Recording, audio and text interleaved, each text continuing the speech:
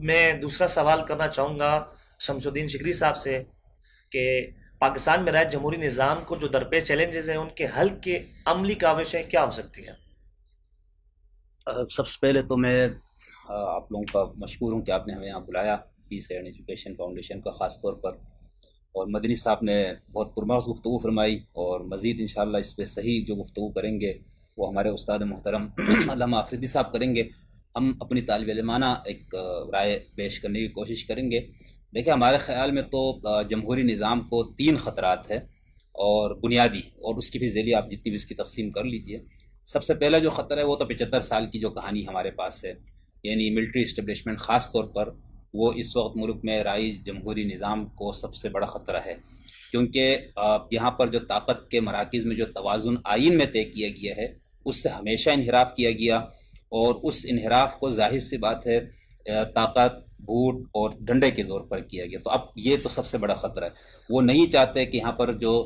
عوامی بالادستی کے لیے سرگرم عمل سیاسی جو جماعتیں ہیں وہ ان کی جڑ مضبوط ہو عوام میں، اور اس طرح سے عوام جو ہے وہ صرف جمہوری نظام اور سیاستدانوں کو ہی اپنے مسائل کے حل کے لیے یا اپنے نجات دہندہ کے طور پر دیکھے۔ تو ایک تو یہ خطرہ ہے، اور یہ پوری تاریخ ہمارے سامنے پاکستان کی موجود ہے اور اس سے انکار نہیں ہے۔ دوسرا جو ہے وہ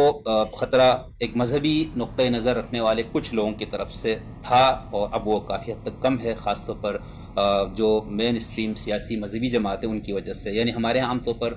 جمہوریت کو مذہب کی بنیاد پہ اس کو رد کیا جاتا ہے، اور یہ باور کرایا جاتا ہے، کافی اس پہ کتابیں ہیں، بڑے بڑے علماء نے اس کو کفر، شرک اور پتہ نہیں کیا کیا لکھا، اور یہاں تک کہ اب ایک مسلمان جو راسخ العقیدہ ہو، جو خدا رسول آخرت دین پر یقین رکھتا ہے، آپ اس کو جب بار بار یہ کہیں گے کہ بھئی یہ جمہوری نظام کفر ہے، تو اس کے بعد اس عوام کے اندر اس جمہوری نظام نے کس طرح سے وہ جڑ پکڑے۔ تو ایک ہمارا طالب علمانہ خیال ہے کہ یہ ہے، لیکن وہ اب لگتا ایسا ہے کہ وہ آواز کافی پست ہو گئی ہے، اور مزید یہ سلسلہ چلے گا تو یہ بھی ہوگا۔ لیکن جو پہلا جو خطرہ میں نے بتایا اس سے مقابلہ کرنا بہرحال مشکل ہے، کیونکہ جیسے ہی سیاسی جماعتیں بلوغت کو پہنچتی ہے تو پھر کسی اور کو کھڑا کر دیا جاتا ہے، جس کے بعد پھر وہ سفر پیچھے کی طرف جاتا ہے۔ تیسرا جو خطرہ ہے وہ خود جمہوری سیاسی جو جماعتیں ہیں ان کے رویوں میں ہے، یعنی ان کے جو غیر جمہوری رویے ہے ایک تو وہ، دوسرا وہ جس انداز سے اپنے محض ووٹ بینک کو بڑھانے یا وقتی اپنے سیاسی فوائد کے حصول کے لیے جس انداز سے وہ جھوٹ بول کے غلط بیانی کر کے، یعنی میں سیاستدانوں کی تنقیص نہیں کرتا، نہ میں ان کو کمتر سمجھتا ہوں، جس طرح ہمارے لوگ پیش کرتے ہیں ان کو چور، ڈاکو، بدماش، ایسا کچھ بھی نہیں ہے۔ بہرحال انسان ہونے کے ناطے اچھے برے ہر جگہ ہوتے ہیں، لیکن ان کا جو طریقہ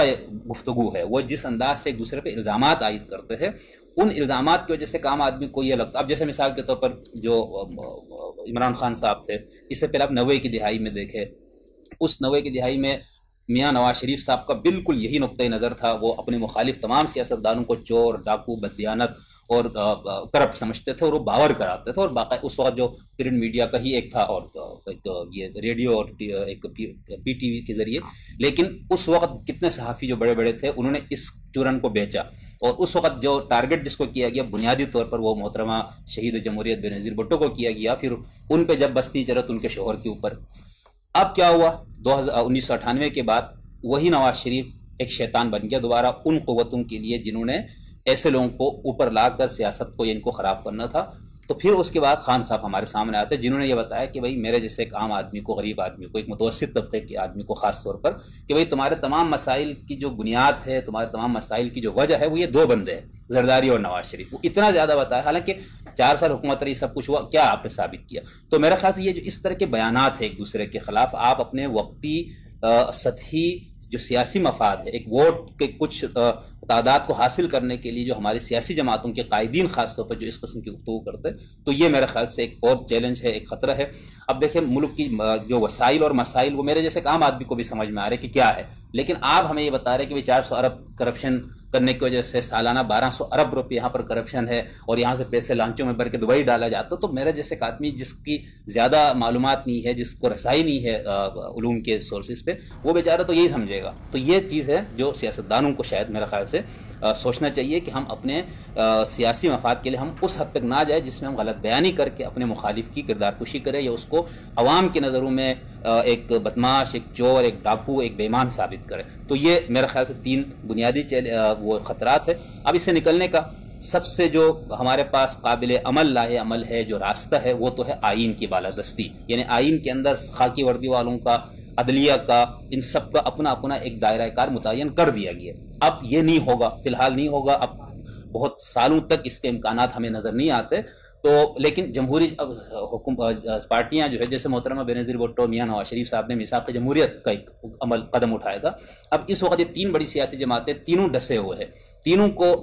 شکایت ہے، تو اب ان کے پاس یہ طریقہ ہے کہ یہ تینوں مل بیٹھے، مرکزی قائدین بیٹھے، دوبارہ اسی میثاق جمہوریت کو تازہ کرے، اور اس کے اندر باقی سیاسی مذہبی جو جمہوری جماعتیں ہیں جو سیاست میں یہاں پر سرگرم عمل ہے، ان سب سے مل کر، تو اگر یہ سب ایک ہو جائیں تو پھر ہم اس جو بیرونی جو جمہوریت کو جو خطرہ جو درپیش ہے، وہ جو سب سے مضبوط خطرہ ہے، اس کو پیچھے دھکیلا جا سکتا ہے۔ تو آئین کے اوپر اس کی روح کے مطابق مکمل اگر عمل کیا جائے تو یہ دوسرا، اب چونکہ یہ نہیں ہے تو پھر آپ جیسے لوگ، اصحاب دانش، اصحاب علم، آپ جیسے جو NGOs ہے، شعور فاؤنڈیشن کی طرح، یہ پیس اینڈ ایجوکیشن کی طرح، تو ان کا کام ہے، یعنی یہ جو کام کر رہے ہیں یہ بہت زیادہ قابل تحسین ہے۔ یہ وہ لوگ ہیں جو عام آدمی تک جانے والی آوازوں کو اپنے پاس بلا کے ان سے گفتگو یہ لوگ کراتے ہیں، لوگوں کو ٹریننگ دیتے ہیں، لوگوں کو اس حوالے سے تعلیم یافتہ بنا رہے۔ تو میرے خیال سے آئین پہ اس وقت پوری طرح عمل کروانا میرے اور آپ کی بس میں نہیں ہے، ہمارے اور آپ کی بس میں یہی ہے کہ ہم لوگوں کا شعور بیدار کریں، لوگوں کا شعور بلند کریں، اور جو ملک کے اصل مسائل اور جو وسائل ہے اس کو سامنے رکھتے ہوئے ہم عام آدمی کو ایک حقیقی تصویر اس کے سامنے پیش کرے۔ تو میرے خیال سے یہ 2-4 باتیں ہیں جو مجھے سمجھ میں آتی ہے۔ سر آپ کا بہت بہت شکریہ، آپ نے اس کا بہت ہی بہترین جواب دیا ہے، بہت بہت شکریہ۔ آپ نے جو جمہوری نظام کے حوالے سے درپیش چیلنجز پہ جو میں نے سوالات کیے اور اس پہ آپ نے بہت بہترین تجاویز پیش کی۔ اب میں پروگرام کے اختتامی مرحلے میں جانا چاہوں گا اور میں اپنے مہمان سے درخواست کروں گا کہ وہ ایک جملے میں پاکستان کو پیغام دیں ڈیموکریسی کے حوالے سے۔ آپ نے ایک جملہ کہا تو اب جملہ جتنا لمبا کرے ہماری مرضی ہوگی ٹھیک ہے، جملہ ایک ہی ہوگا۔ خیر یہ تو ہمارا تو یہ پیغام ہے یا یہ میسج ہے کہ نظم اجتماعی کو برقرار رکھنے کے لیے کسی نہ کسی کو حکمران بنانا ہے اور کوئی حکومت کا ہونا ضروری ہے۔ اب اس کے لیے حکمران بننے کے ہمارے پاس 3 ہی طریقے ہیں، یا تو آپ کوئی الہامی متن لے کر آئے خدا کی صنعت کہ وہی خدا نے مجھے تم پہ حکمران بنایا ہے اور ہم اس کو مان لیں، ٹھیک ہے، اب یہ تو نہیں رہا راستہ، ختم نبوت کی بات تو اس کی کوئی گنجائش ہی نہیں ہے۔ دوسرا راستہ آپ کے پاس ہے کہ آپ ڈنڈے کے زور پہ آئے، جس طرح ہمارے یہاں ڈکٹیٹرز آتے ہیں، وہ آتا ہے، وہ پوری قوم کا ریپ کر کے آتا ہے، پوری قوم کے ساتھ اجتماعی زیادتی ہوتی ہے، وہ آ کے اس قوم کے اوپر ان کی حق حکمرانی کو چھین کر وہ مسلط ہوتا ہے، تو یہ پوری قوم کی توہین ہے۔ اب ہمارے پاس ایک ہی راستہ تیسرا بچتا ہے، اور وہ راستہ ہے عوام کی مرضی سے ان کا حکمران آئے، اور اس کا فی الحال تک جو ارسطو سے لے کر آج تک کا اگر ہم پوری انسانی دانش کی تاریخ کو پڑھ لیں تو ہمارے پاس اس وقت صرف ایک ہی راستہ ہے اور ایک ہی نظام ہے جس کو ہم جمہوری نظام کہتے ہیں۔ اگر ہم اس کے ساتھ وفادار رہے، اس کو پڑھے، اس کو پڑھائے، اپنے نصاب کا حصہ بنائے، اپنی تعلیمی اداروں میں سول سوسائٹی اور ہم سب مل کے اہل دانش وغیرہ یہ سب مل کے اسی نظام کی خوبیوں کو بیان کرے، اس میں خامیاں بھی ہے، ظاہر سی بات ہے، انسان کے بنائے ہوئے نظاموں میں خامیاں ہوتی ہے، تو اگر ہم یہ کریں تو انشاءاللہ ہم بہتر طریقے سے ایک صحیح حقیقی جمہوری عوامی معاشرے کی طرف ہم قدم بڑھا سکیں گے۔